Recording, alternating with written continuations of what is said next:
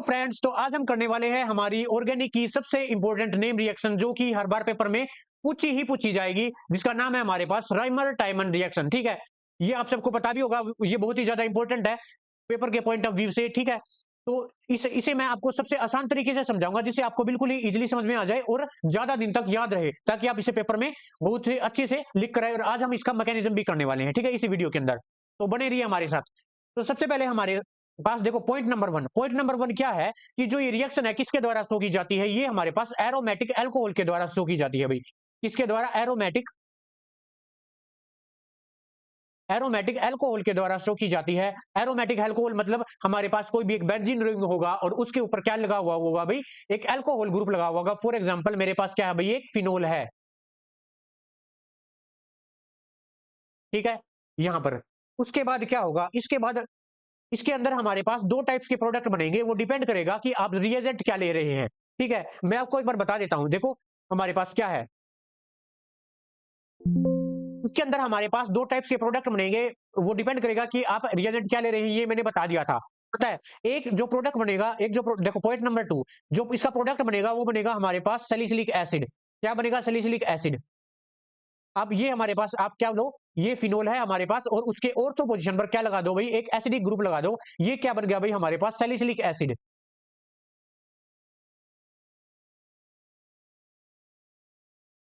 ये क्या भाई हमारे पास? Salicylic acid. ठीक है, और इसके अंदर हमारे पास एक और टाइप का प्रोडक्ट बनता है, जिसका नाम है हमारे पास सैलिसिलिल्डिहाइड।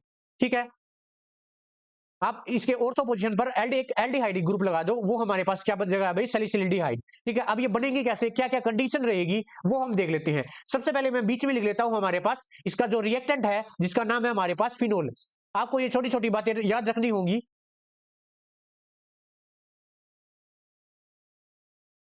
ठीक है, ये मैंने क्या बना लिया भाई? फिनोल बना लिया। उसके बाद पहला पहला स्टेप करता हूं मैं। इसके बाद रिएजेंट क्या है, देखो रिएजेंट है हमारे पास क्लोरोफॉर्म, जिसका नाम है हमारे पास क्लोरोफॉर्म, जिसका फॉर्मूला होता है CHCl3। और CHCl3 के साथ हम गिरेंगे, अब क्या डालेंगे भाई? KOH। ठीक है, KOH डालेंगे, और जो हमारा टेम्परेचर होगा वो क्या होगा भाई? 333 केल्विन होगा। ठीक है, 333 केल्विन होगा। और इस कंडीशन में हमारे पास क्या बनेगा, और इस कंडीशन में हमारे पास बनेगा भाई सैलिसिलिल्डिहाइड बनेगा। इस कंडीशन में यहां पर हमारे पास कौन सा ग्रुप आ जाएगा भाई? एल्डिहाइड ग्रुप हो जाएगा। ठीक है, अब ये तो था मेरे पास प्रोडक्ट। ठीक है, ये जब मैंने रिएजेंट क्या लिया भाई, जब मैंने रिएजेंट को लिया क्लोरोफॉर्म। ठीक है, अगर मैं रिएजेंट को चेंज करूं, अगर मैं रिएजेंट ले लूं कार्बन टेट्राक्लोराइड, क्या ले लूं भाई? Carbon tetrachloride CCl4 in the presence of KOH।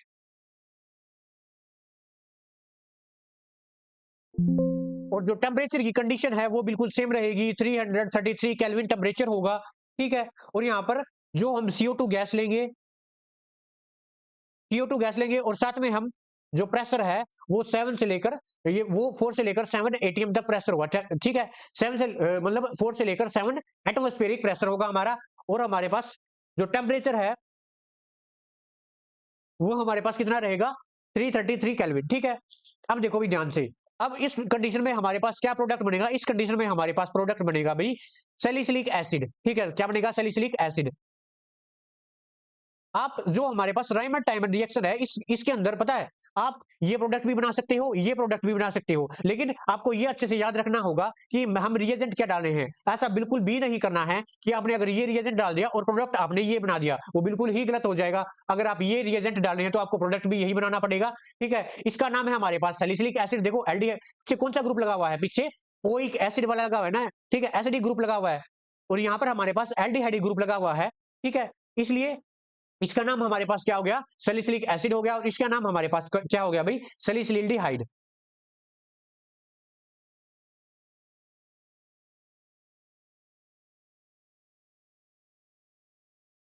अब देखो ध्यान से, आपको कुछ याद आ रहा होगा कि जो ये प्रोडक्ट है ये हमारा कोल्बे इलेक्ट्रोलाइटिक रिएक्शन के अंदर भी बनता है। ठीक है, अगर हम टेम्परेचर क्या कर दे, 400 केल्विन कर दे, तो जो ये रिएक्शन होगी इसका नाम क्या होगा भाई? इसका नाम होगा कोल्बे इलेक्ट्रोलाइसिस रिएक्शन। ठीक है, अब देख लेते हैं इसका मैकेनिज्म। मुझे पूरी उम्मीद है आपको यहां तक अच्छे से क्लियर हुआ होगा। चलिए आगे बढ़ते हैं।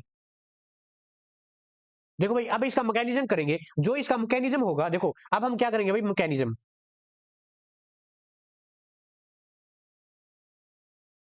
जो इसका मैकेनिज्म होगा, मैं क्लोरोफॉर्म रिएजेंट को डालकर करूंगा। कौन सा करूंगा भाई?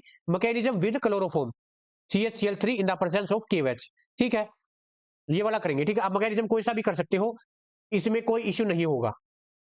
सबसे पहले देखो पॉइंट नंबर वन में क्या होगा? Generation of electrophile. हमें कोई भी इलेक्ट्रोफाइल की जनरेशन करनी होगी जो भी हमारे फिनोल का है, जो भी हमारा एरोमेटिक अल्कोहल है, उसके ऊपर अटैक कर सके। ठीक है, सबसे पहला हमारे पास जनरेशन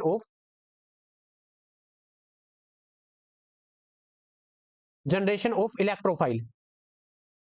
ठीक है, अब जनरेशन ऑफ इलेक्ट्रोफाइल कैसे करेंगे भाई? देखो, हमारे पास हमने क्या लिया था? हमने रिएजेंट लिया था क्लोरोफॉर्म। क्लोरोफॉर्म को मैं ये ऐसे लिख सकता हूँ, CHCl3। एक क्लोरीन यहां पर लगा दिया, एक क्लोरीन यहां पर और एक क्लोरीन यहां पर। जो हमारे हमने KOH लिया था, KOH क्या होता है भाई? हमें पता है K positive OH negative. K positive OH negative से OH नेगेटिव बाहर निकल जाएगा। ठीक है, और ये किसका काम करेगा भाई? ये एक स्ट्रॉन्ग बेस का काम करेगा। ये एक स्ट्रॉन्ग बेस का काम क्यों करेगा? ये स्ट्रॉन्ग बेस का काम क्यों करेगा? क्योंकि ये हाइड्रोजन के ऊपर अटैक करेगा। कोई भी ऐसी स्पीसीज जिसके ऊपर नेगेटिव चार्ज है और वो हाइड्रोजन के ऊपर अटैक कर रही है, तो वो किसका काम करती है भाई? बेस का काम करती है। अगर वो एक्सेप्ट हाइड्रोजन, अगर हाइड्रोजन को छोड़कर किसी अदर स्पीसीज पर अगर क्या करती है भाई? अटैक करती है, तो वो बेस का काम ना करके किसका काम करेगी भाई? इलेक्ट्रोफाइल का काम करेगी या फिर न्यूक्लियोफाइल का काम करेगी। वो डिपेंड करेगा उसके ऊपर चार्ज कैसा है। ठीक है, तो जो जो ये हमारे पास OH नेगेटिव आया है, ये कहां से आया है? From KOH। ठीक है, अब देखो ये हमारे पास क्या है भाई? ये बॉन्ड है। हमें पता है जो हमारे पास क्लोरीन है और कार्बन है, इन दोनों में से कौन सा ज्यादा इलेक्ट्रोनेगेटिव है? क्लोरीन एटम है, क्योंकि क्लोरीन क्या भाई? एक हैलोजन है, और हैलोजन तो जाने ही किससे जाते हैं? किससे जाने जाते हैं? जिनकी इलेक्ट्रोनेगेटिविटी ज्यादा होती है। ठीक है, तो ये क्या करेगा? इस बॉन्ड के इलेक्ट्रॉन अपने ऊपर ले लेगा। ठीक है, से क्या होगा? जो हमारे पास क्लोरीन होगा, क्लोरीन के तो बॉन्ड कम हो जाएंगे, तो ये क्या करेगा? आगे से इलेक्ट्रॉन लेने की कोशिश करेगा। और ये हाइड्रोजन, क्योंकि हाइड्रोजन और कार्बन में से कार्बन ज्यादा इलेक्ट्रोनेगेटिव है, तो कार्बन क्या करेगा? इस बॉन्ड के इलेक्ट्रॉन अपनी तरफ ले लेगा और जो हाइड्रोजन है वो एक तरफ रह जाएगा। अब क्या होगा? जो हमारे पास नेगेटिव चार्ज OH है, वो KOH से आकर के हाइड्रोजन के ऊपर अटैक करेगा। ठीक है, तो हमारे पास जो H2O है वो बाहर निकल जाएगा, और जो हमारे पास ये इलेक्ट्रोफाइल है उसकी जनरेशन हो जाएगी। जो OH है वो किसको ले जाएगा भाई? हाइड्रोजन एटम को बाहर ले जाएगा और H2O बना लेगा। ठीक है, और ये हमारे पास किसकी फॉर्मेशन हो गई भाई? किसकी फॉर्मेशन होगी? ये हमारे पास इलेक्ट्रोफाइल की क्या हो गई भाई? ये क्या होगी हमारे पास?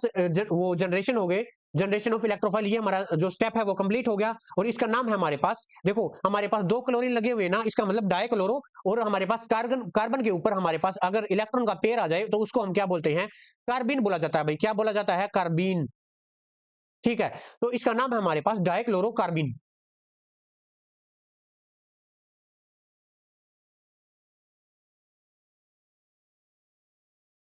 ठीक है, और ये हमारे पास इसके ऊपर देखो कोई भी चार्ज नहीं है, तो ये हमारे पास न्यूट्रल इलेक्ट्रोफाइल है।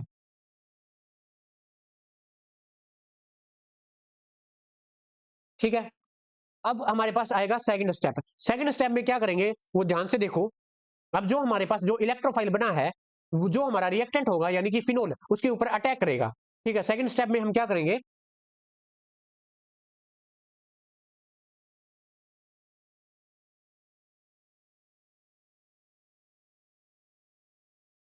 जो हमारे पास फिनोल होगा, जो हमारे पास फिनोल होगा, उसके ऊपर जो हमारा इलेक्ट्रोफाइल होगा, वो क्या करेगा भाई? अटैक करेगा।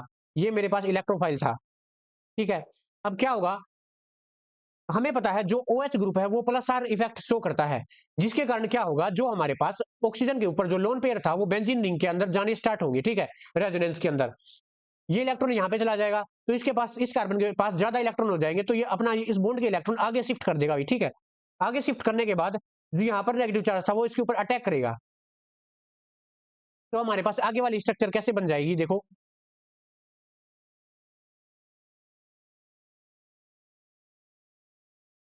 जो ऑक्सीजन है उसके उससे क्या चले गए भाई? इलेक्ट्रॉन चले गए, इसलिए उसके ऊपर पॉजिटिव चार्ज आ गया है।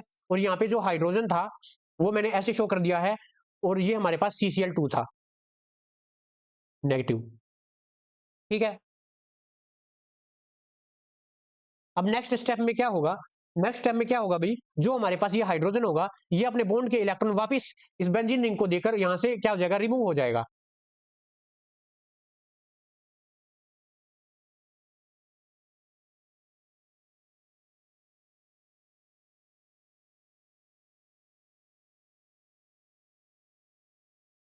उसके बाद क्या होगा भाई, उसके बाद क्या होगा हमारे पास, जो हमने एक्वस KOH लिया था, एक्वस KOH लिया था, ये हमारे पास एक्वस KOH है, इसकी रिएक्शन करेंगे और ये इसका ऑक्सीडेशन कर देगा। क्लोरीन को हटाकर यहां पर क्या आ जाएंगे भाई, 2 OH आ जाएंगे। हम देख लेते हैं कैसे होगा।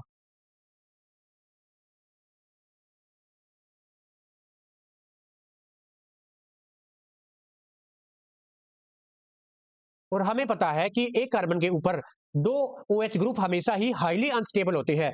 अगर ये हाईली अनस्टेबल होंगे तो ये वाटर की फॉर्म में बाहर निकल जाएंगे, ठीक है, H2O बनाकर। H2O बनाकर बाहर चले गए और हमारे पास क्या बचा भाई, ये बचा सी, एक तो CHO, ये बच गया हमारे पास, क्या बन गया भाई हमारे पास, सैलिसिलिनडिहाइड। ये हमारे पास क्या बन गया, प्रोडक्ट बन गया सैलिसिलिनडिहाइड, ठीक है। तो ये थी भी हमारे पास, क्या था भाई, ये हमारे पास थी रायमंड टाइमन रिएक्शन और उसका ये मैकेनिज्म था, और बहुत ही इजी वे के अंदर आपको समझाया गया है। बाकी फिर किसी मिलते हैं किसी और वीडियो के साथ, ठीक है, अब तक के लिए थैंक यू।